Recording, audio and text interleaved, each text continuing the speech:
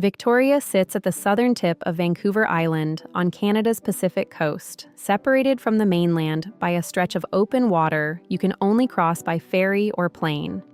It is the capital of British Columbia, a compact harbor city built around a working inner harbor where floatplanes, ferries, and water taxis come and go all day. The city proper holds about 92,000 people, while the Greater Victoria region adds up to roughly 400,000 across the southern island.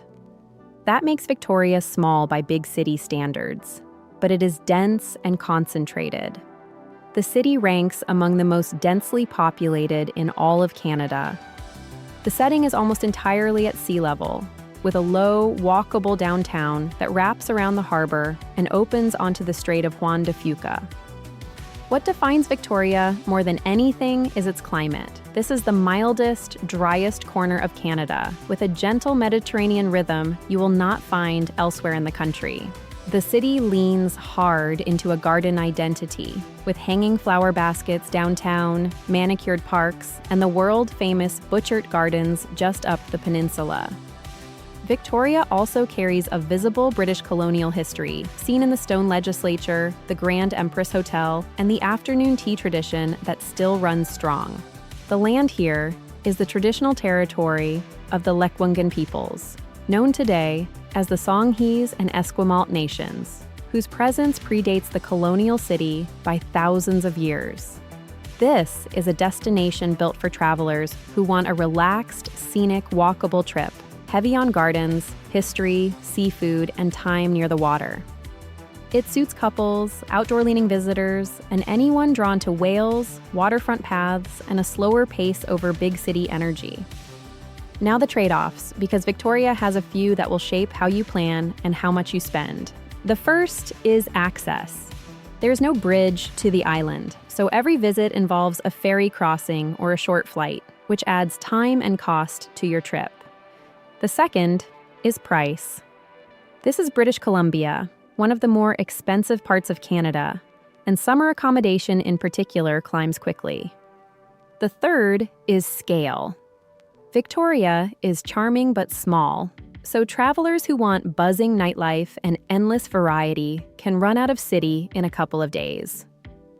And from November through February, the weather turns persistently wet and gray, which is the price the island pays for those mild temperatures. For trip length, a long weekend comfortably covers the harbor, the museums, and the core neighborhoods at an easy pace.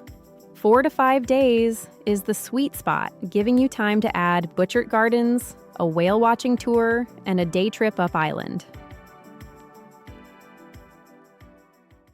Most air travelers arrive through Victoria International Airport, code YYJ, which sits about 25 kilometers north of downtown near the ferry terminal. It is a regional airport with roughly a dozen non-stop routes, mostly to other Canadian cities, so many visitors connect through Vancouver or Seattle first. There is no direct, rapid transit from the airport, so your realistic options are a taxi, a rideshare, or a shared shuttle into town. A taxi or rideshare downtown takes about 25 minutes and runs somewhere in the 45 to 60 Canadian dollar range. The Aeroporter shared shuttle is the budget middle ground, dropping you at downtown hotels for roughly $25 to $35 a person. The cheapest option is the public bus, but it requires a transfer and stretches the trip to about an hour and a half. There's a more memorable way to arrive. Harbour Air Floatplanes fly from downtown Vancouver and land right in Victoria's Inner Harbour in around 35 minutes. For everyone else, the classic route is by sea. BC Ferries runs large vehicle ferries from the mainland to Swartz Bay, just north of the city. The main crossing from Sawasan, near Vancouver, takes about an hour and 35 minutes through scenic island channels. A foot passenger pays roughly $18 to $20, while bringing a car adds about $60 to $70 each way. You can also arrive directly from the United States. The Coho Ferry connects the Inner Harbour to Port Angeles, and the Victoria Clipper runs passenger-only service from Seattle. One thing to know up front is that Vancouver Island has no passenger rail service, so trains are not part of the picture here. Once you are in town, The good news is that Victoria is one of the most walkable cities in Canada. The downtown and Inner Harbour are flat, compact, and pedestrian-friendly, with most of the major sites within a 15-minute walk of each other. Public transit is run by BC Transit, a bus-only network, since the city has no metro or light rail. A single bus ride costs $3, and an all-day pass is just $6, paid by cash or the UMO app. The buses are reliable and cover the tourist areas, but frequency drops on some routes, so check times before relying on one. Rideshare arrived late to the island, but Uber now operates in Victoria alongside traditional metered taxis. For short hops across the water, the little Victoria Harbour ferry boats are a fun and practical way to reach Fisherman's Wharf or the West Side. A car is entirely optional for a downtown-focused trip, but it becomes helpful if you want to reach Butchart Gardens or explore Up Island. If you do drive, downtown parking runs around $3 an hour or about $20 for a full day in central lots. Victoria's lodging decision is mostly about how close you want to be to the Inner Harbour, which is the gravitational center of the city. The Inner Harbour and downtown core is the prime zone, putting the Legislature, the museums, the restaurants, and the waterfront all within an easy stroll. This is where the landmark hotels sit, anchored by the Fairmont Empress, the ivy-covered Grande Dame that has overlooked the harbor since 1908. Expect to pay for the location. Mid-range harbor hotels often land around $400 a night in summer, with upscale rooms pushing well past $500. The trade-off is convenience. From here, you can walk to almost everything, skip the car entirely, and roll out of bed into the heart of the action. Just south of the harbor is James Bay, a quiet residential neighborhood that is still an easy walk to both downtown and Beacon Hill Park. James Bay is the value and calm pick, with smaller inns and bed and breakfast, leafy streets, and quick access to the Dallas Road waterfront. The trade-off is fewer dining options right at your door, though the harbor restaurants are only 10 to 15 minutes away on foot. Old Town and Chinatown, just north of the harbor, put you in the most historic, atmospheric part of the city. This area mixes heritage buildings, independent shops, and a dense cluster of restaurants and craft beer spots, ideal for travelers who like to wander on foot. For a more local stay, Fairfield and Cook Street Village sit east of downtown, near Beacon Hill Park, with cafes and a neighborhood feel. On the budget end, Victoria has solid options, including the well-rated Ocean Island Inn, a downtown hostel that draws backpackers and younger travelers. Mid-range chains like the Marriott, the Doubletree, and the Chateau Victoria cluster near the harbor, and reliably score in the 4-star range. For most first-time visitors, the Inner Harbour is worth the premium, simply because the walkability turns the whole trip car-free. For couples after romance, the Empress or an Oak Bay waterfront hotel delivers the classic Victoria experience at a clear price premium. For families and budget-minded travelers, James Bay and the downtown edges offer better value while keeping you within walking distance of the sites. Major hotel loyalty programs are well represented here, with Marriott, Hilton, and Fairmont all holding harbor area properties. One booking note for summer. Victoria is a popular cruise and holiday destination, so the best located rooms sell out early for July and August. Victoria packs a lot of variety into a small footprint, blending gardens, museums, marine wildlife, and Victorian history within a short radius. The natural starting point is the Inner Harbour itself, a lively waterfront stage where street performers, boats, and the lit-up Legislature set the city's mood.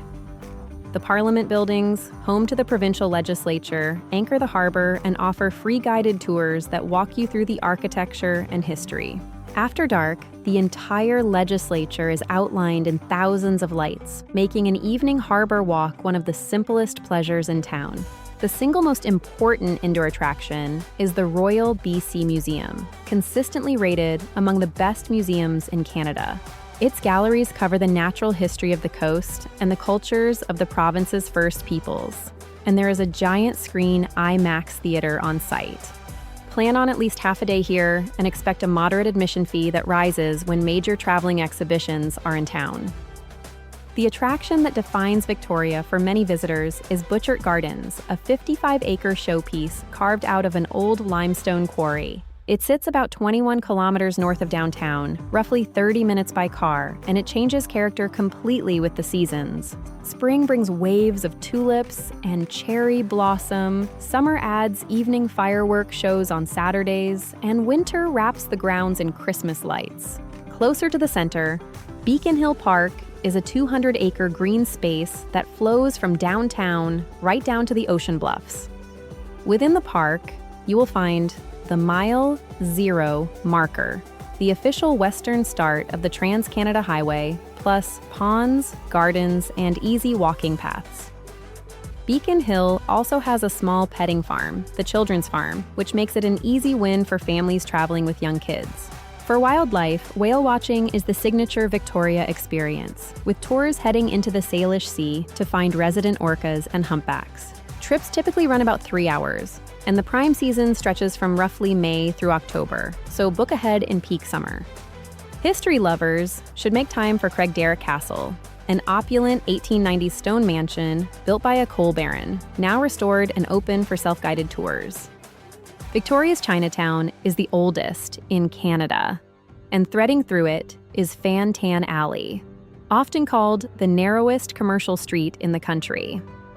The neighborhood mixes heritage gates, small shops, and good food, and it rewards a slow, curious wander more than a quick photo stop. Down on the water, Fisherman's Wharf is a cluster of brightly painted floating homes, food kiosks, and seafood stands, reachable by harbor ferry or a short walk. For nature within easy reach, Goldstream Provincial Park lies about 20 minutes out, with old-growth forest, waterfalls, and a dramatic autumn salmon run. Closer in, Mount Douglas and the Dallas Road waterfront give you big ocean and mountain views with very little effort. Art and culture fans have the Art Gallery of Greater Victoria, the Maritime Museum, and quirky stops like Miniature World near the Empress. Cyclists love the Galloping Goose Trail, a converted rail line that runs from downtown out into the countryside and the western communities. Now, for some itineraries, starting with a classic 2-day plan for first-time visitors who want the essential Victoria. Day 1 starts at the Inner Harbour by mid-morning with a free tour of the Legislature, followed by 2 hours inside the Royal BC Museum next door. Break for lunch along Wharf Street, then spend the afternoon wandering Old Town and Chinatown on foot before an early harborside dinner. Day 2 heads out to Butchart Gardens in the morning for 2 to 3 hours among the flowers, ideally before the midday tour buses arrive. Return through the countryside for an afternoon at Craigdarroch Castle, then close the day with the lit-up Legislature and a quiet harbor stroll. Next, an outdoor itinerary for travelers who would rather be on the water and the trails than indoors. Start with a morning whale watching tour out of the Inner Harbour, allowing about 3 hours on the water with a marine naturalist aboard. In the afternoon, walk the Dallas Road Bluffs and Beacon Hill Park, then drive 20 minutes to Goldstream for a forest and waterfall hike before dinner. On a second outdoor day, rent a bike and ride the Galloping Goose Trail, or head up island towards Souk for rugged coastline and tide pools. For families, Victoria is compact enough that a satisfying kid-focused day strings together easily without long drives. Begin at the Victoria Bug Zoo downtown when it opens, spend an hour with the insects, then walk to Miniature World beside the Empress for another hour. After lunch near the harbor, head to Beacon Hill Park for the Children's Farm and the playgrounds, leaving the late afternoon for the waterfront. If the weather cooperates, swap one indoor stop for a gentle whale-watching tour, since kids tend to remember the orcas above everything else. A final tip for any itinerary. Many of Victoria's best things, including Beacon Hill Park, the harbor, and the Dallas Road paths, cost nothing at all. Victoria's food scene is shaped by two things above all: the cold Pacific waters at its doorstep and a serious local obsession with craft beer. Seafood is the anchor of the local table, built on the catch that comes straight off the surrounding coast. The local stars are spot prawns, sweet and delicate in their short spring season, alongside plump Dungeness crab and briny Pacific oysters. Wild salmon shows up everywhere, smoked, grilled, or folded into a creamy salmon chowder that is a regional comfort food staple. The most iconic casual meal is fish and chips, and the best-known spot is Redfish Bluefish, a dockside takeaway built inside a shipping container. It sits right on the harbor boardwalk and reliably draws a line, which is the surest local signal that the food is worth the wait. At the opposite end of the spectrum is afternoon tea at the Fairmont Empress, a long-running tradition of scones, sandwiches, and pastry. It is an experience as much as a meal, and a formal sitting runs around 90 to 100 Canadian dollars a person, so treat it as a splurge. The one category where Victoria clearly punches above its size is craft beer, with more breweries per capita than almost any city in Canada. The scene's elder statesman is Spinnaker's, which opened in 1884 and is often credited as the country's first in-house brew pub.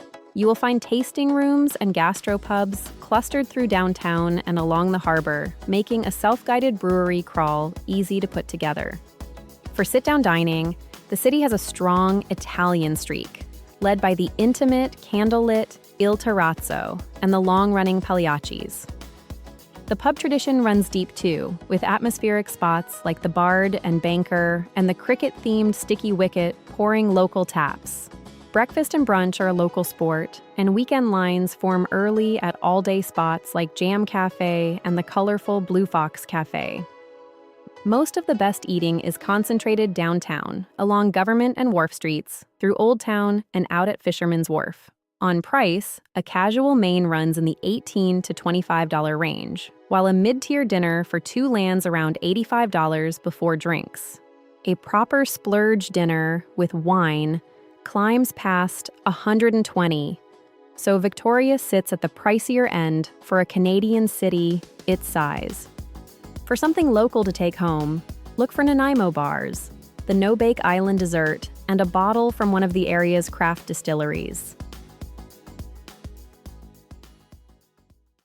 Victoria is not a cheap destination, so it helps to walk in with realistic daily numbers across 3 spending tiers. On a budget, you can get by on roughly 110 to 120 Canadian dollars a day per person. That tier means a hostel dorm bed around $40, casual meals near $18, bus travel, and the city's many free parks and viewpoints.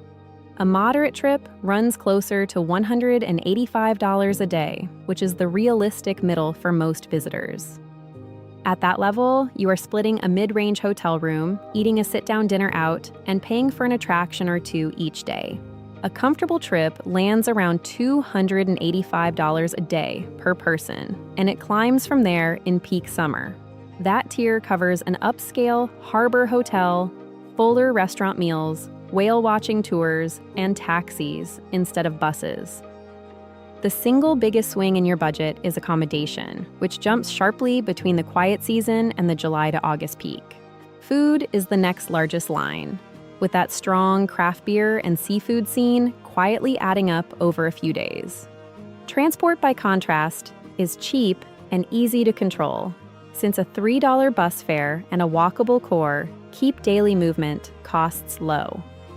Activities can be as expensive or as free as you choose, because the parks, the harbor, and the waterfront paths all cost nothing.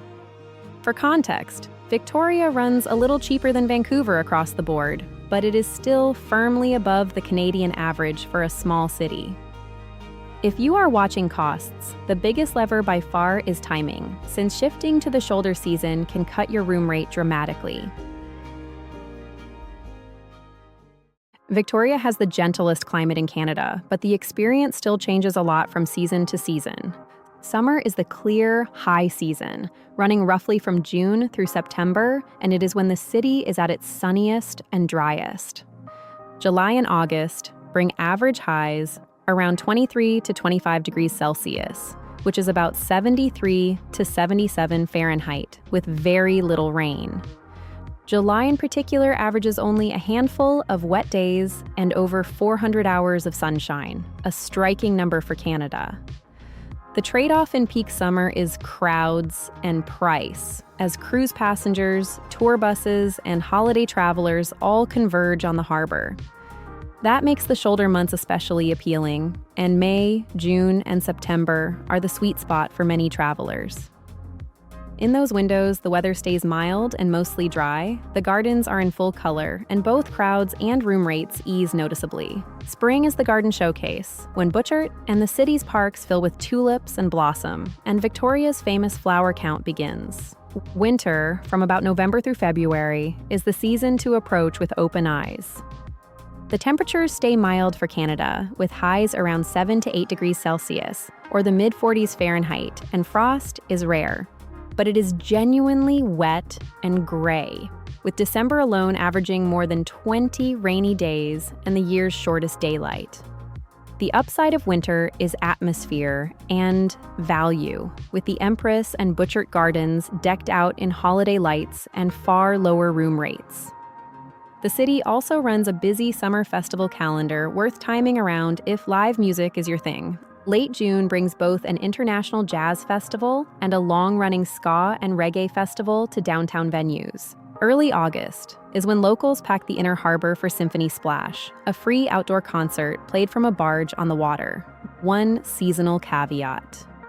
In late summer, wildfire smoke from the British Columbia interior can occasionally drift over the island and dim the air for a few days. If you want the single best overall window, aim for late May into June, or all of September when you get summer's upside without its peak. A few practical details round out the picture and answer the questions most travelers actually ask before a trip to Victoria. Start with safety, because it is a real strong point. Victoria consistently ranks as one of the safest cities in Canada, including for solo travelers. Violent crime is low, the downtown is well lit and walkable at night, and the most common issue is ordinary big city petty theft. The tap water is clean and safe to drink everywhere, so a refillable bottle is all you need rather than buying bottled water. English is the working language and is spoken universally, so there is no language barrier for visitors from English-speaking countries. On money, the currency is the Canadian dollar, and cards rule. Contactless tap payments are accepted almost everywhere, including on transit. Foreign Visa and MasterCard work seamlessly, and ATMs are easy to find, though they typically charge a few dollars per withdrawal. Watch for the dynamic currency conversion prompt at terminals and ATMs, and always choose to be charged in Canadian dollars to get the better rate. Tipping follows the North American norm, so plan on 15 to 20% at restaurants and around 10 to 15% for taxis. For connectivity, coverage is strong across the city, and modern phones with eSIM support can activate a Canadian plan before you even land.